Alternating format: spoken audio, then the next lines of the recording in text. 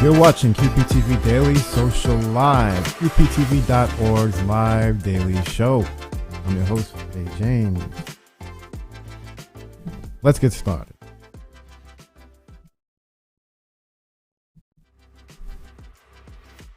Welcome back to QPTV Daily Social Live on this Friday.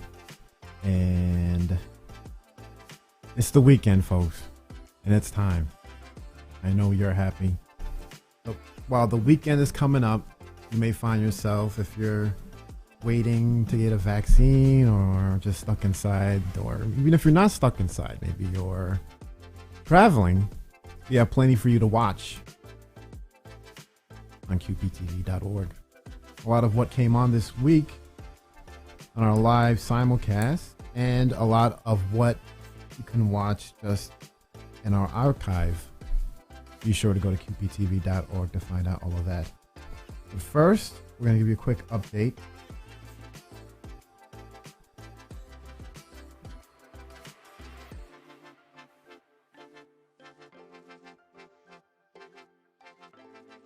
QPTV's channels. Folks. Let's get back to our website, and our channels are currently under construction and maintenance. We ask for your patience while we make things better. Program submissions to QPTV's web file upload portal are not currently available. Please do not send in your files or processing via web or email.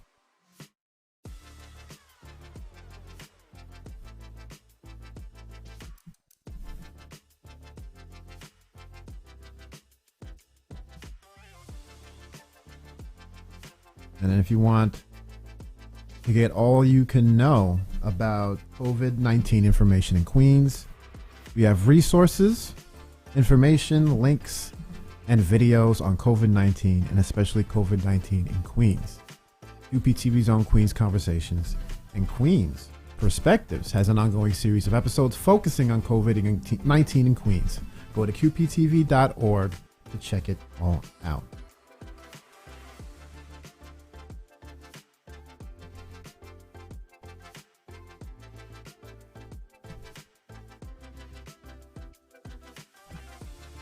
And besides qptv.org, please check us out on social media.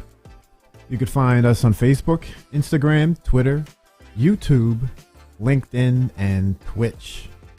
You could also email us directly, media@qptv.org. If you have any questions or comments, we'll be happy to respond.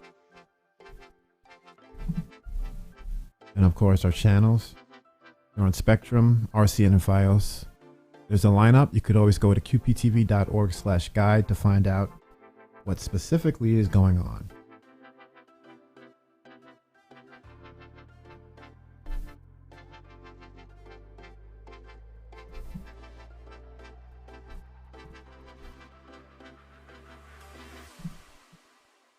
All right.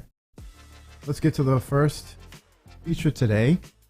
Last night, we had a virtual town hall, QPTV simulcast a virtual town hall on mental health, hosted by Assembly Member Jessica Gonzalez Rojas. And it was very needed and informative and very warm town hall where the focus was on sort of dealing with wellness and mental health during the COVID-19 pandemic, which I'm sure a lot of people are dealing with. And obviously it comes from a Queen's perspective. And she had a special guest. So we'll play a little bit of this, but ideally you'll want to run right after the show is done and put on qptv.org where you can watch the entire program. Let's take a quick look.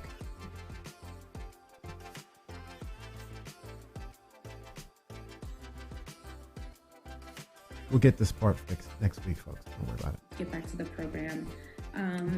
But let's start off with Alpa. Alpa, you know, as I mentioned, you did a workshop with us, a virtual workshop back in, I think it was last March or April, as we began to sort of grapple with the realities of this pandemic. And back then we actually didn't know how grave it would be and how it would radically change the way we live and work and raise families and go to school and operate in society. And now we're at this interesting stage where we're beginning to see a little bit of the light at the end of the tunnel. And while I think there's, we don't want to go back to normal, right? Normal was not okay oftentimes, but I think it's an opportunity to sort of re-envision what our life will look like moving forward.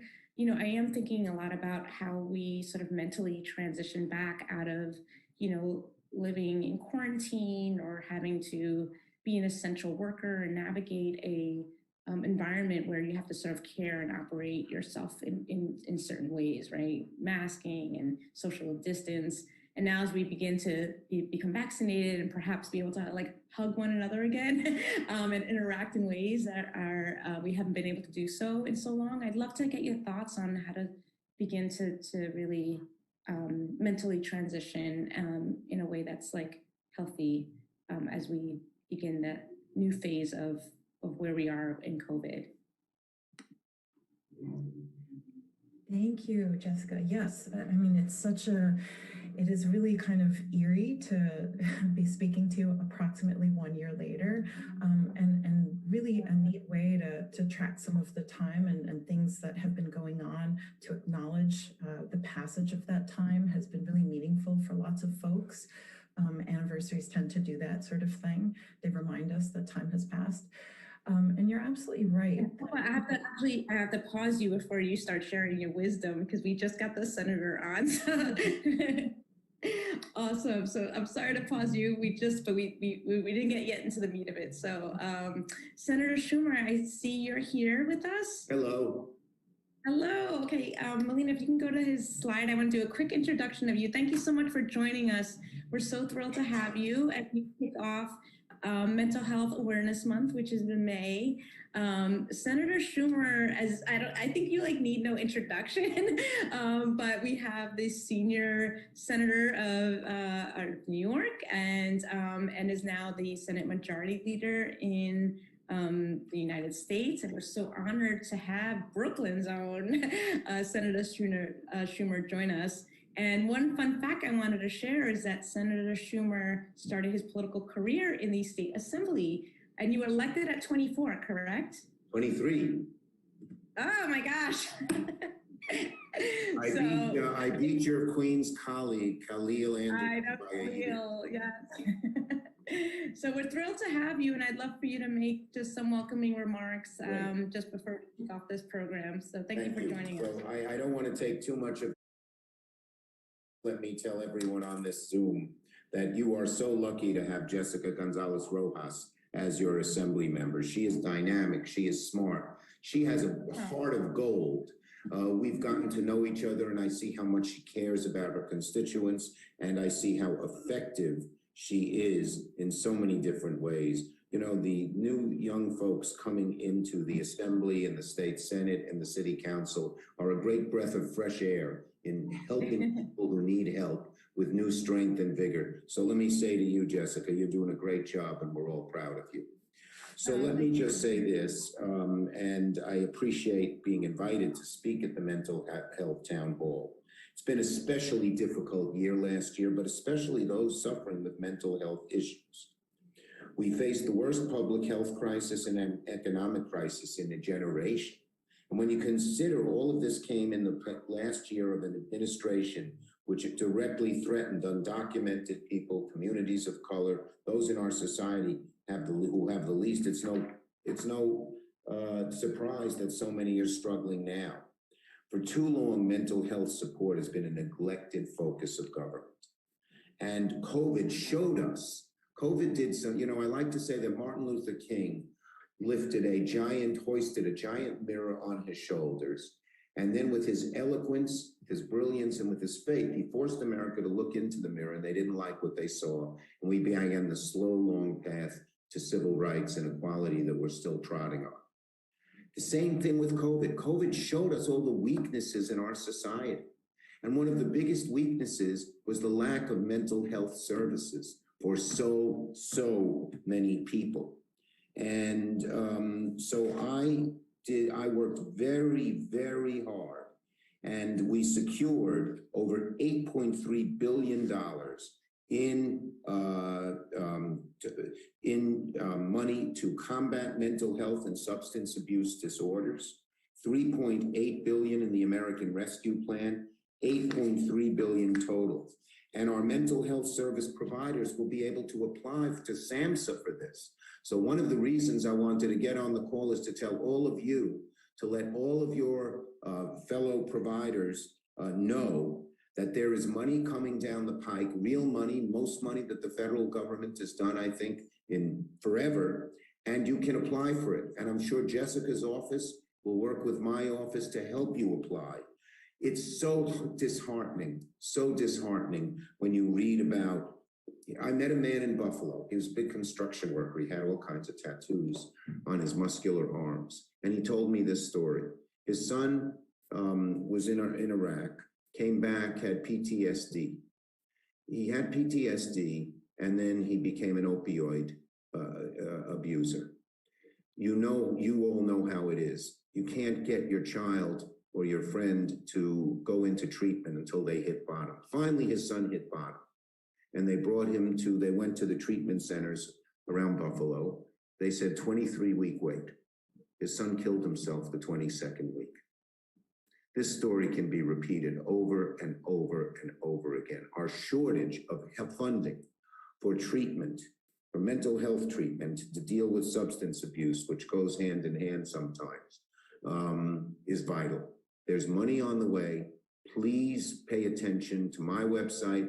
I'm sure Jessica will put this on her website because she cares so much about this, and we will help you in any way get those dollars from off the shelves in Washington, which we've already appropriated, into your hands where I know you will do so much good. So with that, Jessica, I didn't want to take up too much of the program. You're the greatest. I can't wait till we have another lunch at one of your favorite restaurants in either Elmhurst or Jackson Heights or whatever, and keep up the great work. And thank you for your fight, because we need those resources desperately. And I'm so grateful that you are our leader, and I really appreciate you. Thank you for joining us. Thank you very much. Thanks, everybody. Bye. You'll want to check that and many other live simulcasts on QPTV.org. As you can see, we have one coming up. We'll be talking about that early next week. You could find that and many others right here on QPTV.org. We'll be back.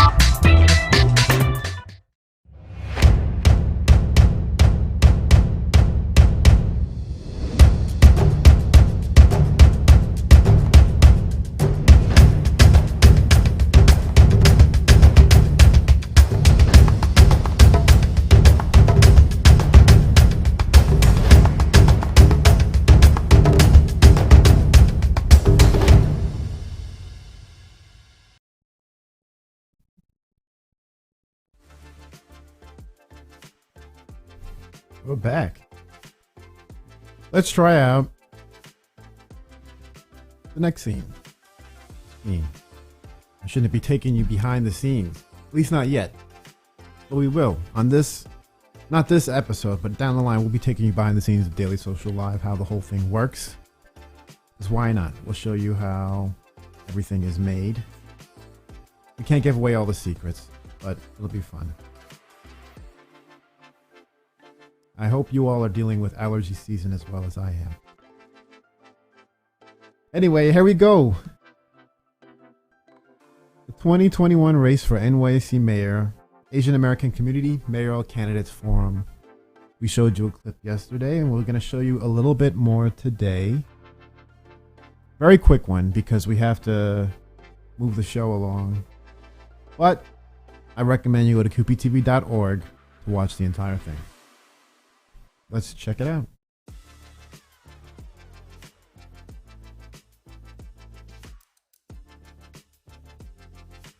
Huge portion of the service and informal workforce that keeps the city running. At the same time, it feels like business owners, they have to deal with a lot. They're in terms of narrow profit margins and taxes and high fees. But also at the same time, workers, particularly those who are without immigration status, they are enduring unemployment, instability in work, and sometimes they're pitted against the business owners. So in terms of this topic, how do you promote small business revitalization while also supporting immigrant workers in terms of health and safety protections, fighting against wage theft and things like that? BP Adams, I'll leave that up to you. Thank you. And they go together. We don't have to have one without the other. In fact, the alignment is so important. Here's what we must do. We must stop being a city that is too expensive, too bureaucratic, too difficult to do business in. And far too often, the various agencies that ensure businesses are licensed, open, inspected, they do just the opposite. They work against our small businesses, and it impacts that small profit margin that you're talking about. That's why I talk about in my 100 plus steps forward for New York City of creating a My City card, a card that would allow a small business to go to one agency, single platform, to get all the items and document its need, the business needs. Second, we need to put a really 30-day system in place for citations that are non-emergency or life-threatening. Instead of automatically issuing a citation, let's give them a warning, allow them to approve the condition. If it's something that is dangerous, 14 days. If it's something that's life-threatening, give them a 24 to 48 hours. First, support our small businesses, and then build out our Chamber of Commerce. Allow the Chamber of Commerce to do the backroom work for our small businesses so they can focus on just doing their job as they're attempting to grow their business. And lastly, we need to look at our procurements for goods and services. We spend over $2 billion a year for purchasing of goods and services. Many of those purchases take place outside our city. Let's focus on our small businesses, give them access to capital, a local business network.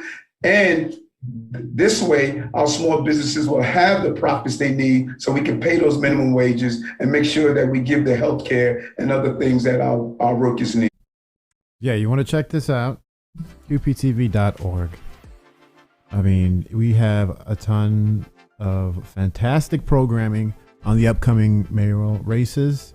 And soon we'll have even more, along with information on voting, ranked choice voting, and the upcoming primary. So you can all look forward to it. It's all coming very soon to QPTV, QPTV.org, and Daily Social Live. We'll be right back.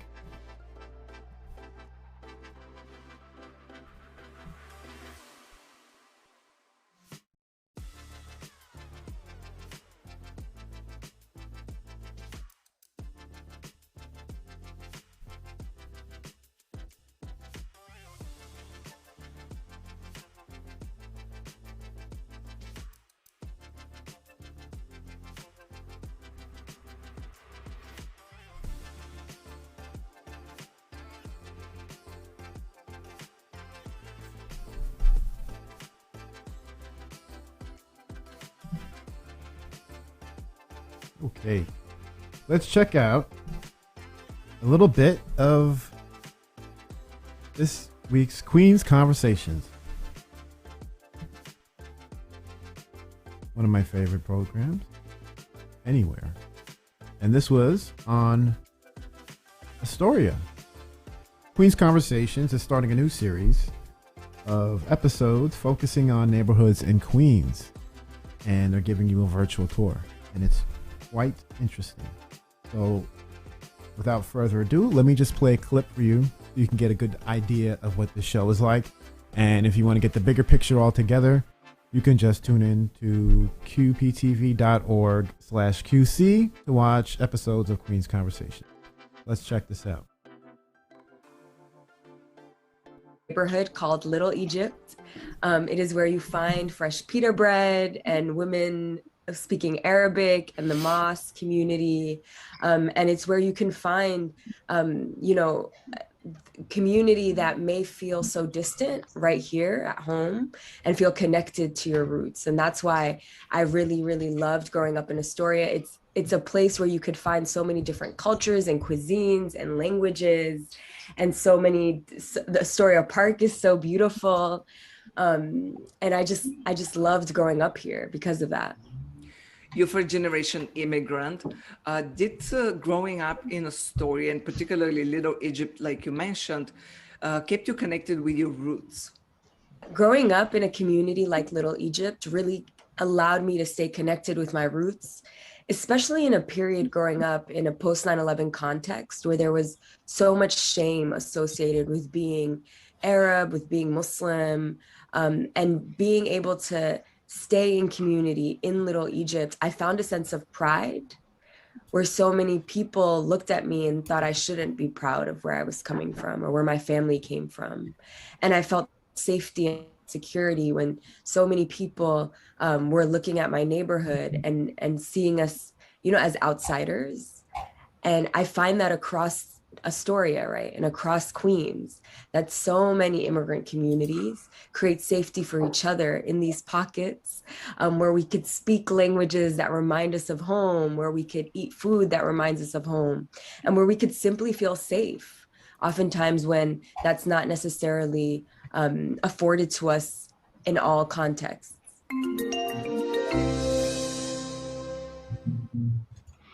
Bob, Rana was mentioning the Little Egypt community, and there are many different demographic communities over the years that have come to Astoria. At one point, there was a surge in German immigration, and our friends, the Steinways, had a role to play in helping establish a community there. Do you tell us something about that? Well, there's a couple of things here. I'll talk specifically about the Steinways and in general about the waves of immigrants that have come through here. The Steinways themselves, the head of the family, Heinrich Steinweg was the original name, suffered a lot of political abuse in his home country. People talk about when they come to America, they're afraid that people will look askance at them. Well, sometimes you're living in your own country, and people will disagree with your political beliefs or disagree with opinions that you may have. And even though he was a skilled craftsperson, they did not give him a license to make pianos because he was a socialist. And that was verboten, to use a German word, in his own country. When one of his sons came to New York, there was a revolutions in the 1840s in Germany. One of his sons came to New York and said, this is a place for us. This is a place for our family. There are people here that speak German, are German, but there's also a tolerance within this community. That we cannot find in our own home country. And why don't you come here? Well, that's all Heinrich needed to hear. He just picked things up, brought the entire family here, and within 10 years, he was a millionaire. And his principles not only created a piano, but his principles helped create New York City as being the cultural capital of the world. Because when they built that piano, they said, there's no place to really play this to get the kind of acoustics we're looking for. So they created a place called Steinway Hall. Steinway Hall attracted artists from all around the world. And New York was put on the map because of its international population base and its international reach. So, the Steinways really are part and parcel of what New York City is all about. And it's always been an international place. It will always be an international place. And it's really the harmony of all the various peoples coming together and learning how to work together, how to relate to each other.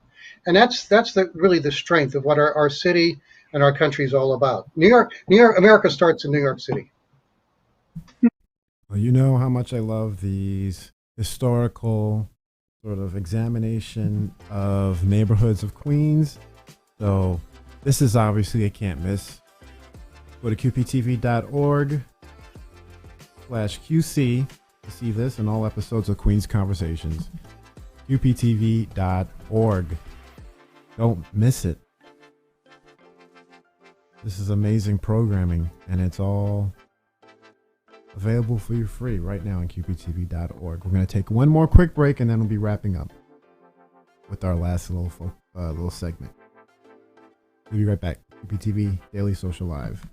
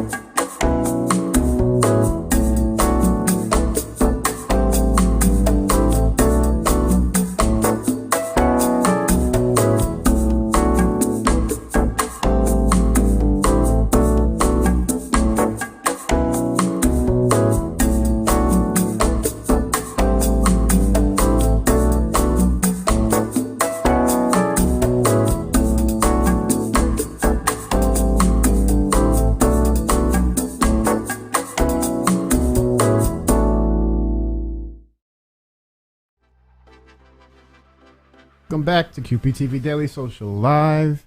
Wrapping up things today for a very short weekend, it feels like, but hopefully it'll be long for you. And when we come back next week, we'll have a lot more to talk about because we have many more events coming to QPTV.org and QPTV. We'll be bringing that to you day by day because our mission is to help get this out to you and to help build a cohesive Queens community. And there's no better part of us hoping to do that is by helping you pick up a camera and a microphone and to create programming yourself for QPTV. Now, let's get to today's last segment before we head on out of here. We wanted to showcase a little bit of virtual Queens Day 2021. Now, of course, this event would usually take place. Some wonderful folks from Queens would get on a bus, drive on up to Albany, and it's not happening this year, obviously, because of COVID-19. So we did it virtually, and that's what I'm about to show you. And this is brought to you by a lot of different people, but especially the Queens Chamber of Commerce and the Queens delegation, and also a few surprise guests. But you can find all that information around. You go to QPTV.org. You find Virtual Queens Day 2021. You can watch the entire program. But here's a quick clip before we move on to the next programming on QPTV. Let's take a look. With the boys, I bonded with Melinda, and the rest is history. So it gives, and I thank you for that kindness when I first got to the Chamber of Commerce, because I was a stranger in a strange land. Our former borough president and the Queens DA, Miss Melinda Katz. Hi, Tom. How are you? Great. My kids could use some pasta. You got some? When deliver, I'm home. Go ahead. I'll be over in a half an hour. So it's good to see all of you. Mr. Gretsch, I remember that day like it was yesterday. Wasn't it yesterday? Because Yeah. It does seem that way. Yep. You threw amazing parties, and I thank you for that. And thank you for the kindness of making my kids comfortable. Tom Santucci, good to see you. I'm keeping the seat of your relatives very warm here, and I thank you.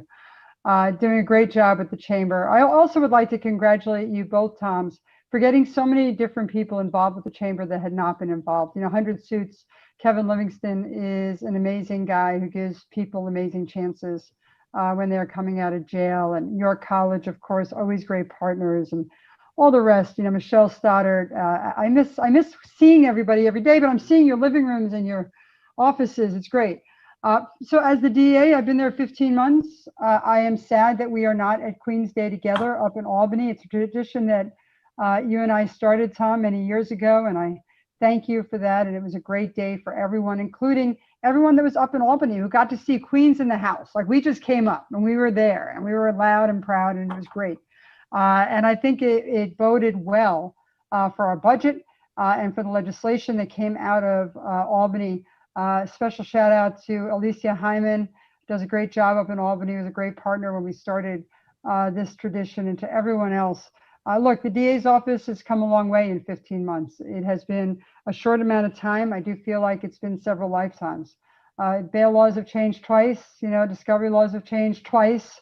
We got rid of a horrible bias, I thought, policy of the office that if you didn't waive your grand jury rights, you had nothing except a top plea offer. And in the middle of changing the bail laws, changing the discovery laws, changing policy, we had a worldwide pandemic. And a national conversation, which was long overdue, about policing in the United States of America. So it has been amazing. And in between all that, though, Tom, your businesses should know that are on this Zoom. We have created a frauds bureau whose job it is to focus on catching criminals who really prey on the vulnerable and financial schemes. We have created a major economic crimes bureau to make sure that those businesses that do hold themselves accountable and that are doing it the right way don't have those businesses that are not doing it the right way to compete with. And that is an extremely important focus in our office. We created the Bureau of Housing and Worker Protection at the same time. We have hired an immigration lawyer to make sure that past convictions are reviewed and to make sure that there aren't any unintended consequences. And in the meantime, we have developed a violent criminal enterprise bureau to get guns off the street and gangs off the street, to make sure that we not only are prosecuting those drivers of crime, people that are coming from North Carolina to sell guns to our children, but making sure that the next generation, through our community partnerships, give the kids in the next generation a chance. So the same guns aren't being used by the young people that follow, and they need a chance, and they need a better path and a better trail, and it makes the whole borough safer. But in the meantime, this chamber has done an amazing job during COVID in keeping people connected and making sure that they have resources for their businesses. So I appreciate the work that everyone has done, and I look forward to seeing each and every one of you in person extremely soon. And yes, and up in Albany as well, Alicia. Thank you.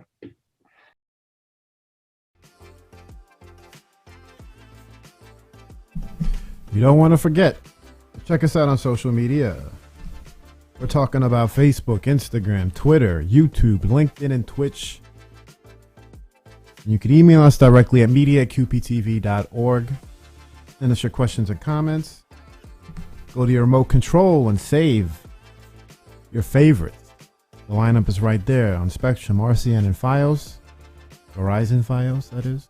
Go to qptv.org/guide to get the latest information on the schedule and channels.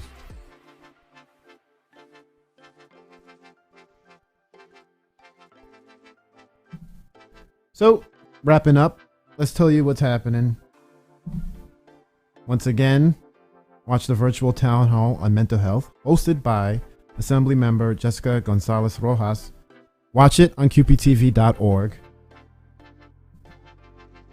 Also on qptv.org, look for the 2021 race for NYC mayor. This is the Asian American Community Mayoral Candidates Forum.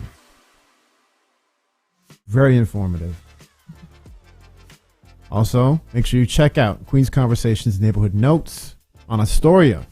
And that's with John Collins, Lucia, Noran, and they are amazing when it comes to these kind of programming. They really get into the heart of localism, whatever you want to call it. It's community media. It's very, very hyper focused. I love it because you get to talk to real people. And then of course we have Virtual Queens Day 2021. You can watch that on qptv.org as well. And there's a lot more, trust me. I can go on for days talking about what you can find on qptv.org. All I gotta say, you just gotta look for yourself.